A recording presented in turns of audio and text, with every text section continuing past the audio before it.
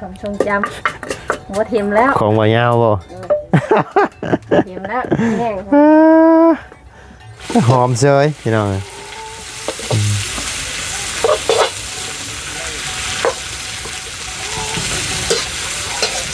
กินกับข้าวหุงเนาะผัดกี่รอกผัดมีไข่เปาะใช้น้ำหน่วยหนึ่งมุ้ยครับ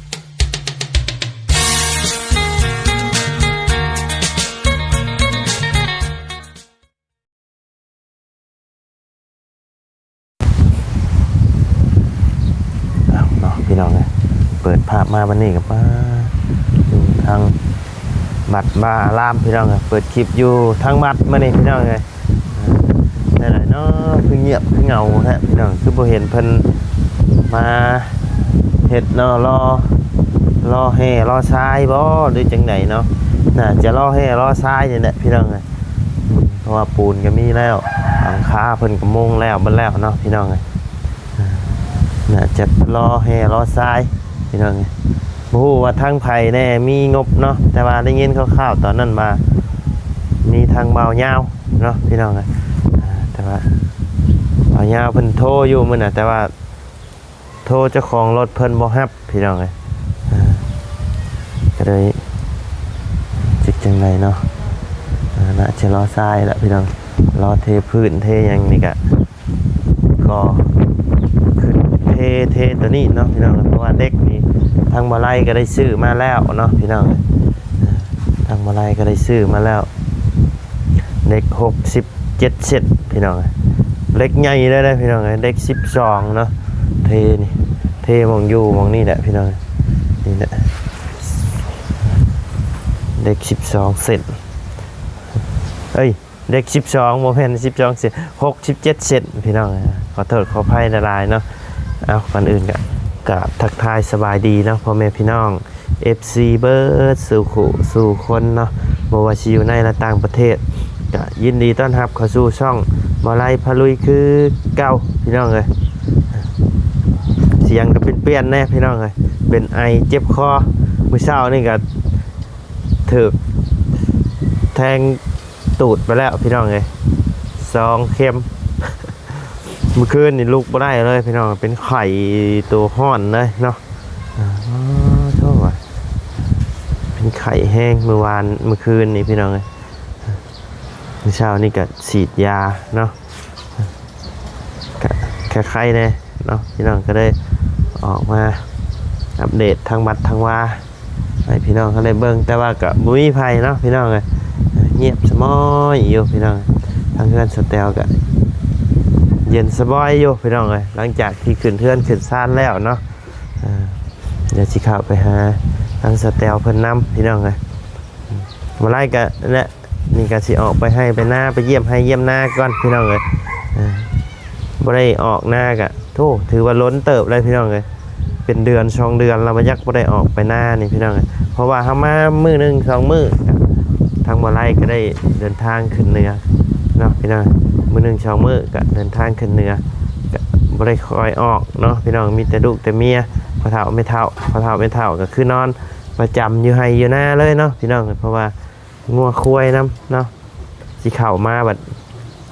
โจรมันลายพี่น้องเลยว่าง่ายๆใช่โจรลายเนาะเข้ามาหน่อยนึงนี่ไม่เลยพี่น้องเลยไก่นี่เชียแล้วไก่เข้ามานอนคืนหนึ่งกับสมคืนหนึ่งแล้วเขาจ้องอยู่เนาะพี่น้องเป็นไก่เป็นอย่างนี้แม้แต่มันอยู่ในต้นเขาก็ยังคุดเอาพี่น้องคนขี้ดักเฮ็ดได้ทุกอย่างเนาะพี่น้องเอาซะเนาะก็ทั้งบัดทั้งมาก็น่าจะรอให้รอทรายแหละเนาะพี่น้องเลยรอให้รอทรายมาทางชาวบ้านเพิ่นก็สิซอยกันเทบ่ด้วยจังใดก็ยังบ่ฮู้พี่น้องน่าสิซอยกันเทนี่แหละเพราะว่าดินที่ว่าขุดออกจากในนี่ก็ชาวบ้านลงมาซอยกันเนาะพี่น้องเลยเทตัวนี้น่ะสิใช้สร้างบ่หรือว่าจังใดเนาะพี่น้องเดี๋ยวคันสิถามทั้งบ่ไล่ก็จักสิถามไปทั้งเนี่ยพ่อเพิ่นกะบ่อยู่พี่น้องเพิ่นไปบุญเนาะไปบุญบ้านไหนก็ยังบ่ฮู้พี่น้องเลยประมาณ 3-4 มื้อพุ่นแหละเพิ่นน่ะ ไปบุญเนาะจังบุญอยู่บ้านใดเพิ่นบอกอยู่แต่ว่าทั้งมาไล่ลืมแล้วเนาะโอเคซะเนาะพี่น้องเดี๋ยวเข้าไปหาทางสแตลก่อนเนาะพี่น้องเอ้ยโอ้เนาะพี่น้องเอ้ยโอ้ดินที่ขุดออกจากบัด เอาเข่าเกินเนาะพี่น้องเอ้ยผู้ลายอยู่ดีนะเต็มไปเลยจะรอเทพื้นนี่ใส่เล็กน้ำบ่ด้วยจากใดเนาะพี่น้องโอ้โหเจ็บคักเลยหมองนอนสร้างเพิ่นพี่น้องนอนพักผ่อนเนาะนี่ก็ต้องได้ลบได้อย่างอีกได้นี่เนาะพี่น้องเลยโอเคใช่เนาะพี่น้องเดี๋ยวเข้าไปหาทางสแตลกันเลยเนาะพี่น้องเลยเนาะพี่น้องเลยเปิดภาพมาวันนี้กันป้าหมักไผ่เป็นดอกเล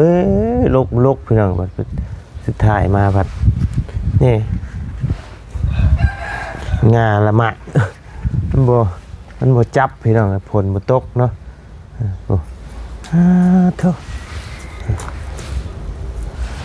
เนาะพี่น้องเลยใส่เด้สแตลเพิ่นนี่เนาะจุไฟคอนกุ้มอยู่เฮ็ดกินอย่างเด้นี่เนาะสบายดีได้สแตลได้เฮ็ดกินยังไงฮะหาชิ้นหนึ่งเข้าบ่หาชิ้นหนึ่งโธ่หมักม่วงกระชอพี่น้องเลย มีเนื้อกินไว้สิขวดกะลำ มาสิขวดกะลำ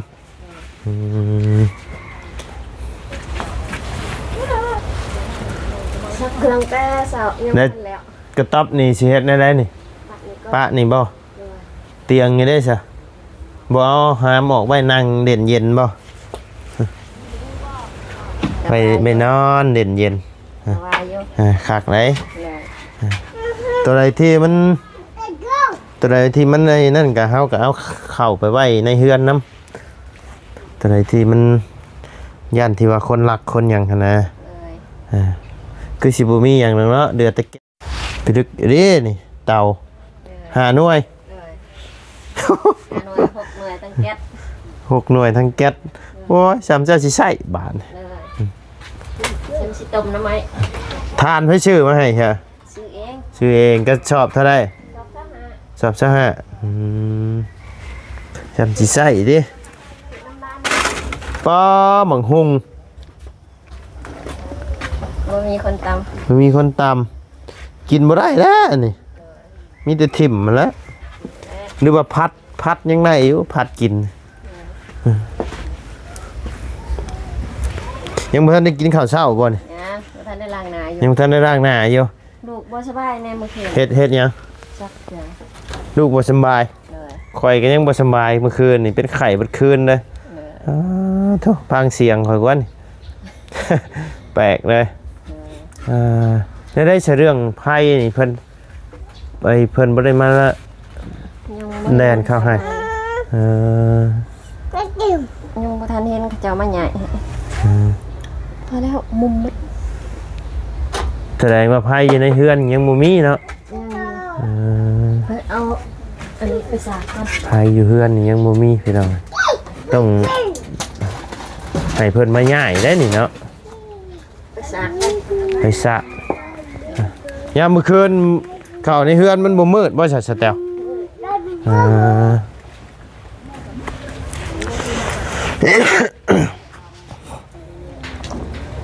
โอ้ผักหญ้าแถวนี้มุ่นเบิดแล้วเนาะบ่เห็นจักต้นเลยบัดนี้ก้นไปเบิดละ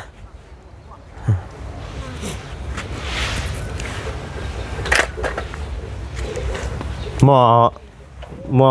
มอไผ่บ่แล้วหมดละ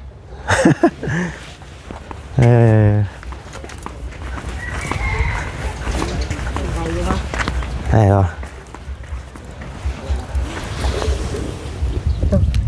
คือเสด็จไปปิ้นในนี่เข้าในเนาะ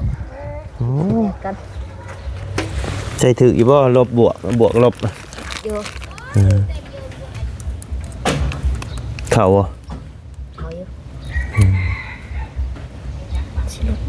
โอ้จะบ่ได้มีอย่างห้องบ่สแตล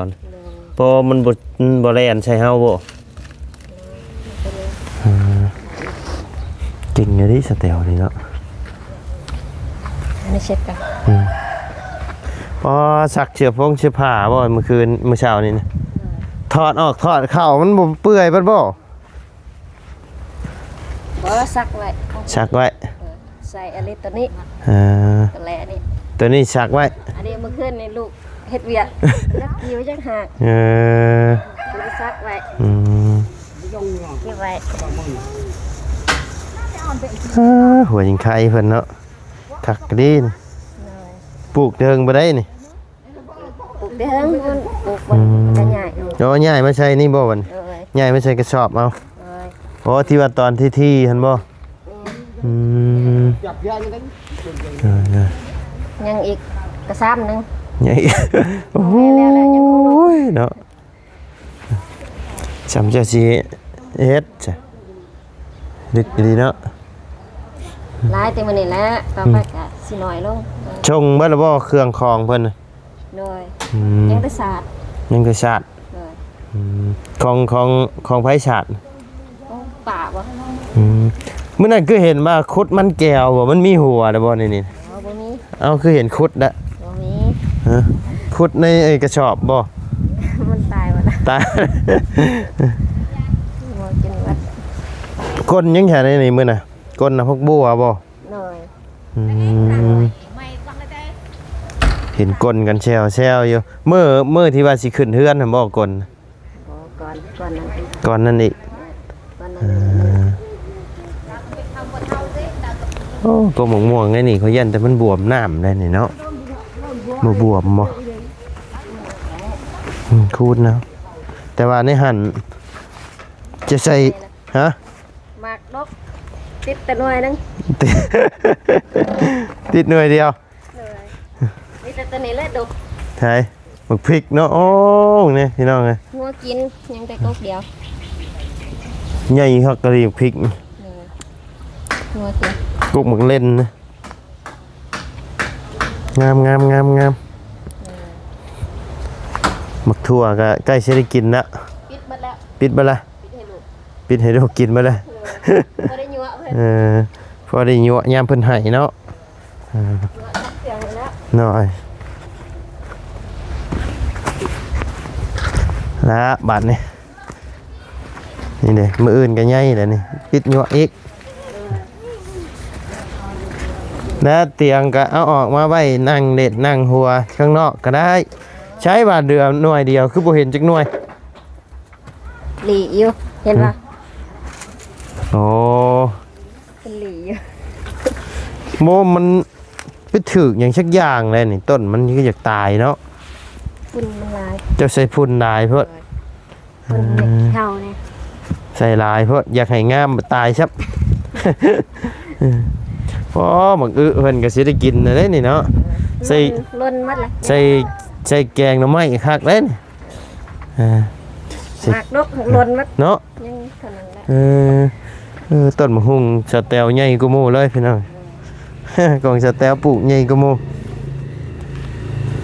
ไป ของใครตัวน่ะ โยมซ้ เตี้ยคือเจะคลองเลยเนาะโอ้ยของมาบุญน่ะนี่ป้ามะเขือก็เป็นโรคคักกันดีเนาะ ำปิดให้กระเจ้าหมดละ บ่คัก จะเลยก็ว่าสิปิด โอ้ ปิดเอาไปเยี่ยมจ อันนี้พื้นเพิ่นก็สิ สิล่มเลยนี่ ำท่านได้เงียนไหม ยังทันได้เมียนอยู่เนาะเอาเกาะใหม่เด้อสเตลเด้อนี่เด้อมันอยากอันนั้นนะ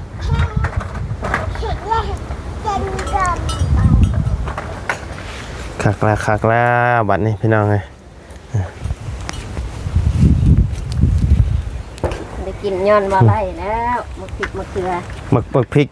ค่อยๆก้นมาให้อันบ่ เอ้ยพริก อ่ มะเขือา ในเฮือนออกเบิดออกหมากเบิดเลยเด้หมึกพริก อันนี้มันหกแล้วเพื่อน อันนี้บัดนี้เจ้าก้นอันนี้ออกกะโคตรน้ำอยู่บ่คือตายคักแท้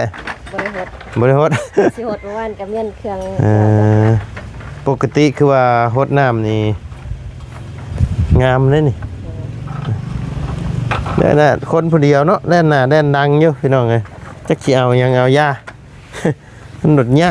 ก็พอแห้ง ลูกกับพ่อลูกกาไปเขาเดียวนะเนาะ เลือดเลือด เปื้อนว่าอะไรฮะเฮ็ดได้แม่สิไปหาเงินได้ใช่ไหมนี่ เสียไปน้ำแล้ว เจียไปน้ำเนาะเจียไปหาต้อยไข่มดแดงอยู่โคกพุ่นเด้อ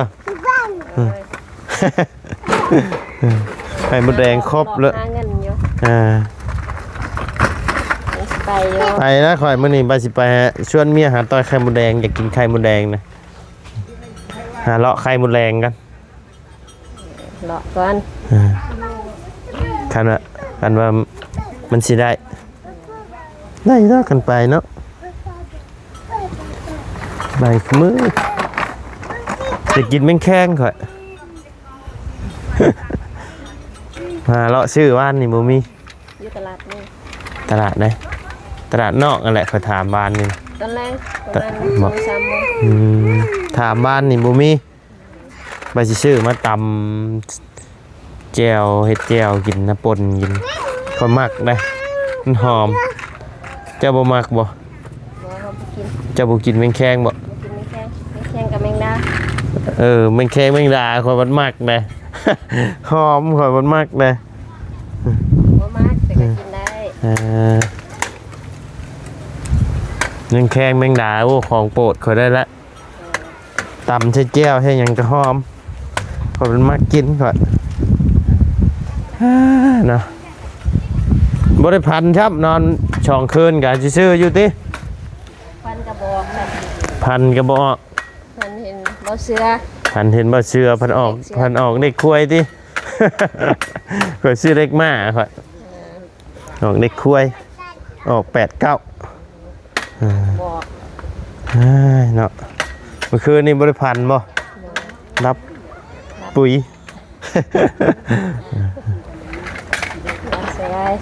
รับสบายเลย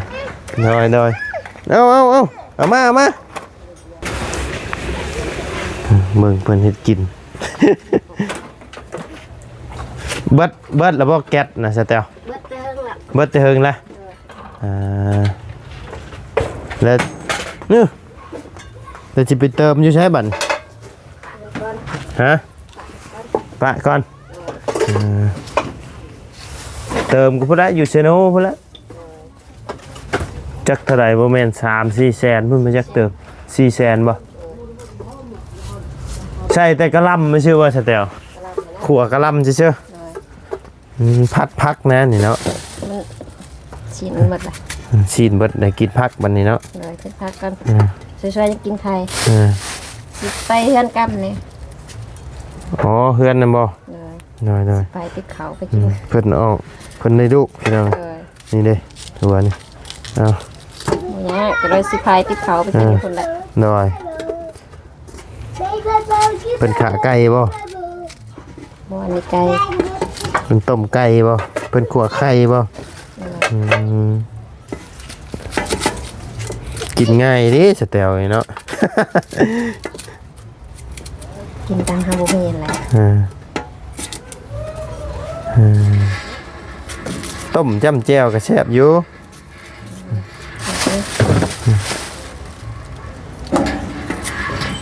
อันนี้แบบง่ายๆเลยพี่น้อง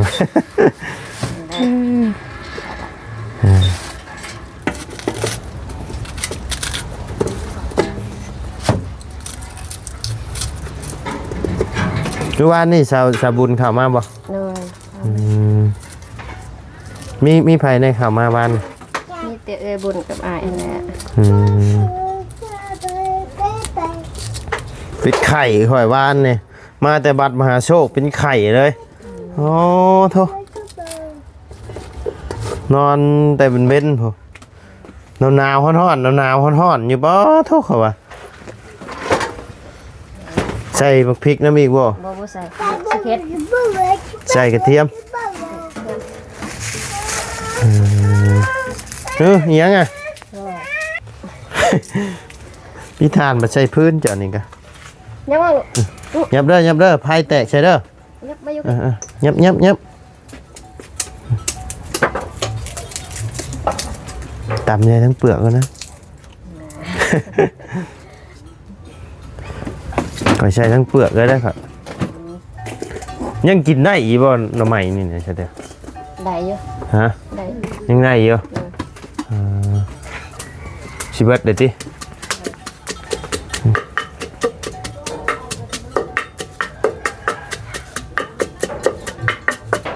ความทรงจำหมดเทียมแล้ว ของบ่ยาวบ่ เทียมแล้วแห้ง ฉากตัวใหม่ก็มีอยู่ติ มีอยู่ มีอยู่แต่ว่าใส่ตัวนี้ นี่พี่น้องฉากใหม่ก็มีอยู่แต่ว่าอยากใส่ของบ่ยาวเฮ็ดให้พี่น้องฮะ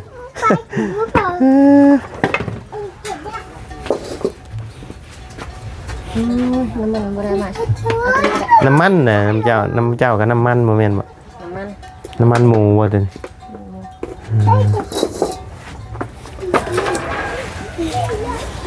เอาเครื่องออกแล้วก็แปลนหูแปลนตาเนาะหม่องนี่แก เฮ้ยยัง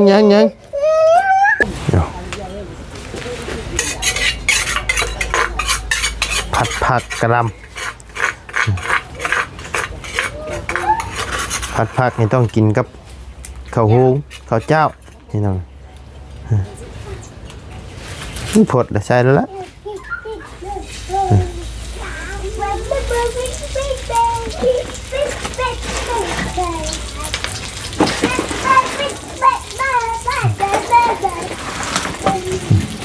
ข้าวไห่เนี่ยก็ไปแล้วบัดถึงหน่อยก็อีกเลย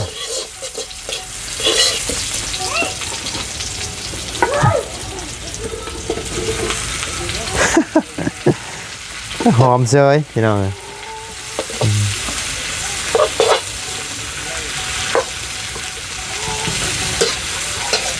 กินกับข้าวหุงเนาะผักยี่รอกผัดผัก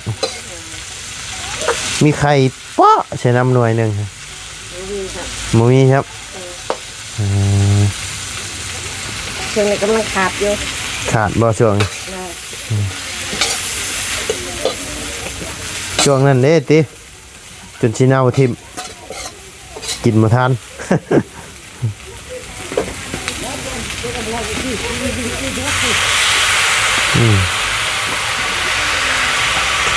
อันทั้งบัดนี่ไอ้หม่องเทนั่นน่ะเพิ่นทั้งชาวบ้านเพิ่นช่วยกันเทบ่สแตลแต่ว่าเพิ่นรอแห่ทรายเนาะตอนนี้อันขุดนั่นก็ชาวบ้านบ่เพิ่นพากันขุดเฮ็ดกลางคืนเลยเพราะว่ายามมื้อเว้นไผก็เบียกไผเวียกมันเนาะ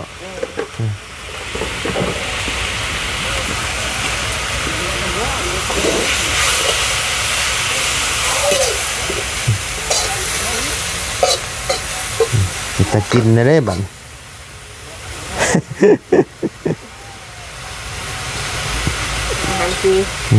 กินเจปกติกินเจนี่น้ำปลากับบ่ใช่เลยขนอกับบ่ใช่ใช่ขนอกบ่ฮะใช่บ่ได้ใช่เลยมีแต่เกี่ยวกับถั่วเบิดกินเจนี่อาหารเจเลยเขาไปเฮ็ดเวียกน้องเวียกนี่เขาจะพากินอาหารเจตลอดบ่ไหวค่อยแต่กินน้ำเทื่อก็ยังบ่ได้คือจังว่ากินบ่แล้วนี่ได้ค่อยนะบ่ได้สนับได้นึง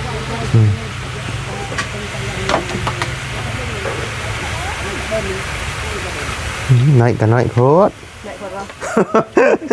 เนาะ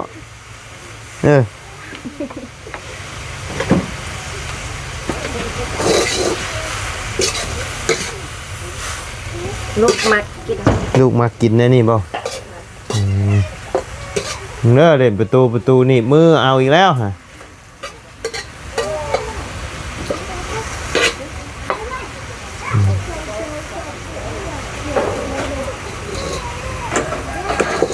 อิ่มเฉยกินนะนี่กันเนาะก็คือกินข้าวต้มกินอาการนักในเมียหุงข้าวแล้วก็ต้มข้าวให้กินมื้อเช้า เจ็บคอเลยกลืนยังก็เนี้ยต้องใช้ข้าวต้มแบบกลืนตรึดลงไป เผ็ดยากเด้อ อยากบ่ บ่มีข้าวเจ้า นี่ค่อยหุงไว้อยู่ฮะ เป็นหยังหมดยันมีกันถึงสิสิกินข้าวอันนี้ให้หมดกัน เบิดแล้วบ่ยังเดือซ้ำนี่บ่บัดนี้ เด้อ สิเบิดเด้อนี่ตัวเป็นชอบเป็นหยังก็เบิดแล้วบ่ยังเดือแต่ซ้ำนี่บ่ ก็เป็นทุงใหญ่ๆเนี่ย3ถุง อืม 2ถุง อืม กลุ่มนี้ ยังได้หลายมื้ออยู่ดอกเนาะเพราะว่ากินซ้ำผู้เดียวนะซ้ำผู้เดียวพี่น้องเอ้ย เวลาเป็นก็หมดเยอะ มื้อละติ๊บเบิดบ่กินผู้เดียวมื้อละถ้วยเนาะลูกก็สิซ้ำได้เนาะปั้นหนึงเพิ่นก็ไปละชะแตวก็กินบ่หลายแล้วพี่น้องกินหลายอยู่บ่ บ่ปานใด อืม กินข้าวบ่ได้เฮ็ดเวียกบ่ปานใดคันยามเฮาดำหน้าหันกินหลาย ดำหน้าเกี่ยวข้าวได้เอาไปตัด โอเคจ้ะเดี๋ยวให้สเตลเพิ่นเฮ็ดอยู่เฮ็ดกินก่อนพี่น้องเอาสบายดีเด้อสเตลเด้อเลยไปพี่น้องโอ้โจมผ่าออกมาเลยพุ่นสิเอาผ่าไปชักบ่ มานั่งกระตูปบ่หรอก นั่นเห็นป่ะ นอนอยู่กระตูบบ่เอาเพิ่นไปนอนอยู่กระตูบไปเพิ่นอยากนอนล่ะฮะโอเคจ้ะเนาะพ่อแม่พี่น้องสำหรับคลิปนี้ทางวาไลก็จะได้ขอจบคลิปลงไปเพียงสำนี้ก่อนเด้อพี่น้องเด้อขอบคุญขอบคุณพ่อแม่พี่น้องและ FC บัดสุขุสุคนเนาะที่เข้ามาติดตามและให้กำลังใจทางช่องวาไลพาลุยเนาะพี่น้องสำหรับคลิปนี้ก็ไปละสบายดี